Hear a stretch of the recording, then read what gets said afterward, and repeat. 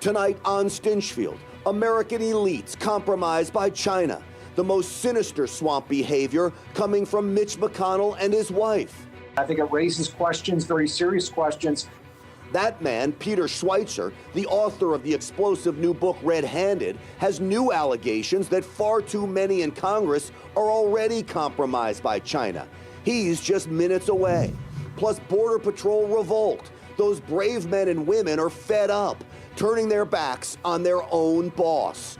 Let me just say, you can turn your back on me, but I'll never turn my back on you. You did the day you were appointed. And we'll bring you an update on that Houston area cop ambushed and killed just days ago. We predicted what we can now tell you is fact. And Team Biden's weird obsession with skin color. Their virtue signaling crusade to pick a black woman no matter what for the Supreme Court kicks into high gear today. That person will be the first black woman ever nominated to the United States Supreme Court. Stinchfield starts right now.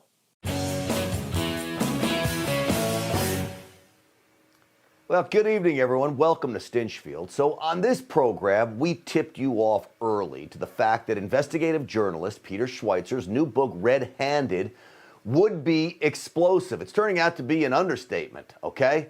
Red Handed lays out the intricate web in which the Biden family made $31 million. We've told you about this.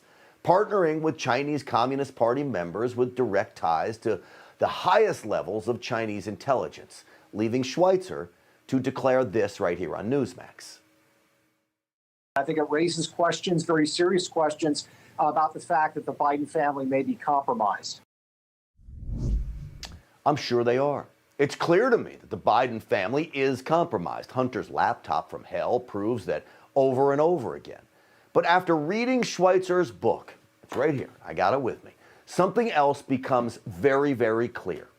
China has compromised many more of our government elites than just Joe Biden. China uses the lure of big profits from Chinese business deals to control far too many U.S. lawmakers. China owns them, from Democrats like Speaker of the House Nancy Pelosi and California Senator Dianne Feinstein, to even Republicans like Senator Mitch McConnell, the minority leader, and former Speaker of the House John Boehner. See, their connections and deep financial ties to China are more than concerning. They're spelled out in Schweizer's book. They most certainly could pose a national security risk to us. I think they do. Look at Pelosi. She used to be a China hawk, speaking out against it and its human rights abuses. But her own filings reveal in 2010, around the time she started going weak on China, by the way, the book Red Handed reveals her and her husband owned between $5 and $25 million worth of a fund called the Matthews Fund. It is a fund that invests upwards of 80% of its assets in mainland China-based companies.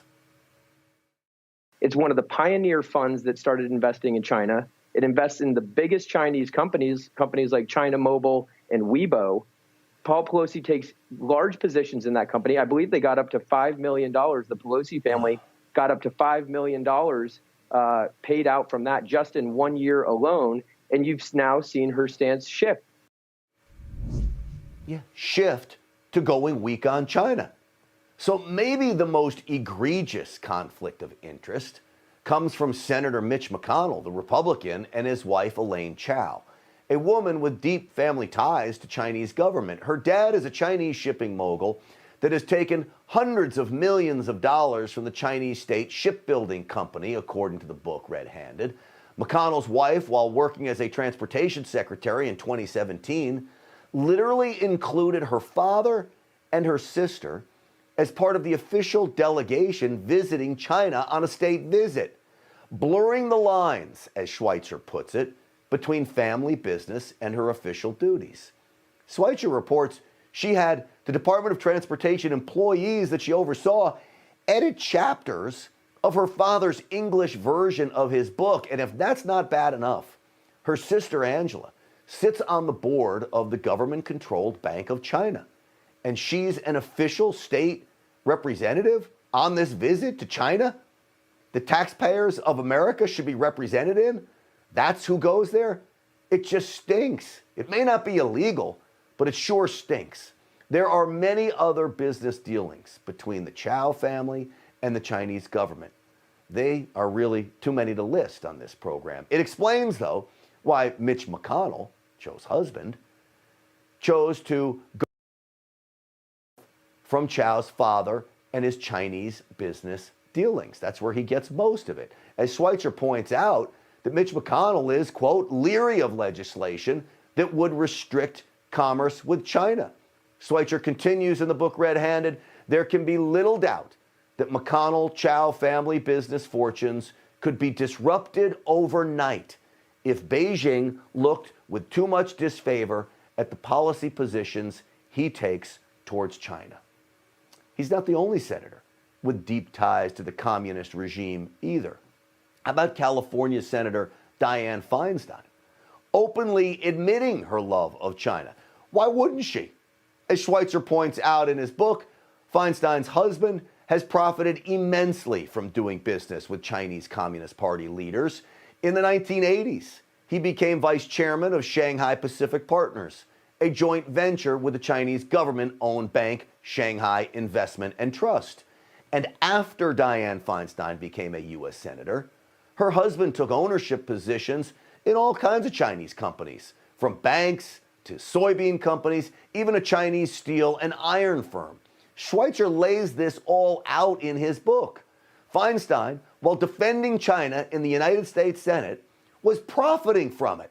She spent years being soft on the communist nation, including at a 1995 confirmation hearing for former ambassador to China, Jim Sasser, defending the human rights abuses there. Listen. The human rights picture in China, despite being still wanting, is so much better. Pounding the desk here isn't going to make China change. China is changing. And it's the Western influence in China that's helping China change. Well, according to Schweizer, going all the way back then, her husband had all kinds of business dealings in China. No wonder she's gone weak.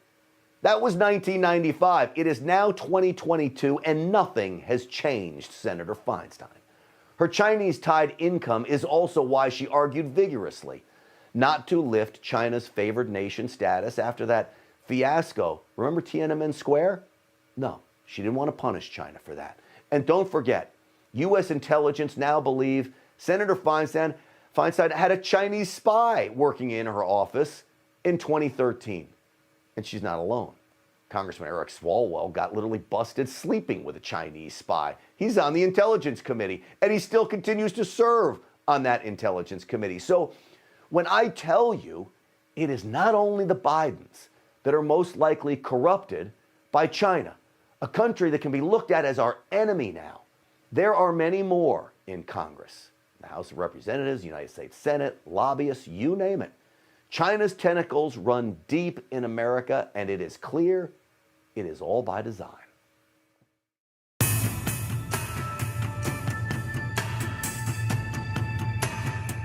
But let me remind you, it's not just money made with China. Nancy Pelosi took risky stock option bets on big tech and made $35 million while she killed these bills written to rein in big tech. So we here on Stinchfield are calling for her to give it back. We want you to sign the petition.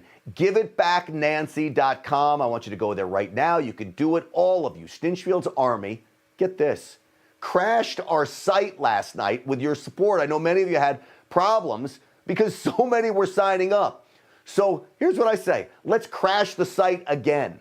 Nancy Pelosi may not have committed a crime with all of this, but it is corrupt what she's doing, abusing her power. And she should be charged for abusing the trust of the American people. So sign the petition now. GiveItBackNancy.com. GiveItBackNancy.com. So the man who exposed Nancy Pelosi's abuse of power with those option trades, as well as China's financial ties with our ruling class of politicians here in America, is, of course, the author of Red-Handed, Peter Schweizer. I want to welcome him to the program. Peter, it is great to have you on. It's great to be with you. Thanks so much for having me. So let me ask you, what do you think of our campaign, Give It Back Nancy? We say donate it, give it to the U.S. Treasury, but look, you can't abuse your power and then pocket the money. Give it back. What do you think? No, I think it's a great idea. Look, I believe for a long time that members of Congress should not be trading individual stock. They certainly should not be doing options trading, which is very risky, and that her husband's doing. And I would argue you're only going to do options trading if you really have some, let's say, unique information that other people don't have. So I think it's a great idea. The ultimate solution, of course, is to ban members of Congress from trading individual shares of stock and trading options. They can own mutual funds, but not individual shares of stock. It's too tempting for them to engage in insider trading. Well, we certainly support that legislation. Sadly, not a lot of congressmen and women do. Which brings me to my first question that I raised during the monologue. You said on my buddy Sean Spicer's program that you believe the Bidens could be compromised. I read your book here. It is fascinating to read. My fear is how many others in Congress at the highest levels of government are compromised, Peter Schweizer? Oh, yeah. No, I think, look, it's a huge problem. And China, Beijing, is very savvy about this. They have a strategic saying that the intelligence service uses. Loosely translated to English, it means big help with a little bad mouth. And what it basically means is they don't mind if, Nancy Pelosi or Mitch McConnell talks about the Uyghurs occasionally or talks about human rights. The important things to them, the things that really matter, are access to Western technology and access to Western capital. And as long as those remain intact, as long as those are unhindered, they are happy to take the criticism, and these elected officials are doing exactly what Beijing would like them to do. Peter, President Trump wanted to put tariffs on China and did. He took the fight to China. Mitch McConnell was never big on tariffs on China. He always calls for a free trade with China. I've always said you can't have free trade unless you have fair trade, which we don't have with China. But do you think it's a coincidence between his wife's holdings in China and him calling for free trade with that country? No, I don't think it is. Look, the mantra has been among both Republicans and Democrats, and certainly Mitch McConnell has been there all along, has been to say, look, free trade, give them access to our technology, to our capital markets, and China will become more like us. They'll start wearing blue jeans, and suddenly they'll embrace the Constitution and the principles of limited government and representative government. Well, that's been going on for 30 years. It hasn't happened. China's more repressive under Xi. It's more aggressive than it's ever been. It hasn't worked. And yet they cling to it and continue to resist these policies. So you have to ask yourself why. And I think the why is that what free trade has done is it has not wedded China to the international system as these people hoped. It's wedded our elites to Beijing. And they know full well that the deals will stop, that the opportunities to make a lot of money will stop. And so on a bipartisan basis, a lot of people in Washington do not want tariffs. They don't want restrictions on technology transfers, and they do not want restrictions on Western capital flowing, in a lot of cases, to companies that are helping build up the Chinese military, which is pointed at us. This is literally financially sleeping with the enemy, and it is anti-American, it is un-American, and I do believe it puts our national security at risk. Last question for you, if you can, real quick.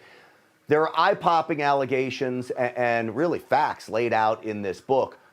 Is there one that sticks out to you that you couldn't believe when you uncovered it? The thing that struck me the most was the information on the Bidens. I broke the story about their commercial involvement with China back in 2018. What we did in this book was using the Hunter Biden laptop, using emails that we got from one of Hunter Biden's business partners. We traced back how did those deals happen, and what we found out is that every single deal that the Bidens got, and the total is some $31 million, every single deal they got came from an official in China who was linked to the highest levels of Chinese intelligence. And what I mean by that is they were partners with people like the Vice Minister for State Security, whose responsibilities include recruiting foreigners. So that was the biggest revelation to me, and that's why I believe we have to ask the question and investigate whether the Bidens are compromised. Absolutely. I've been following up on the reporting that you're doing, trying to report on what you're doing because it is such an important story. It's an honor having you on the program. You've done so much great work to expose so much corruption in Washington going back decades. Peter Schweizer, thank you. You're welcome. All right, sounds good. Look, folks, the Biden administration has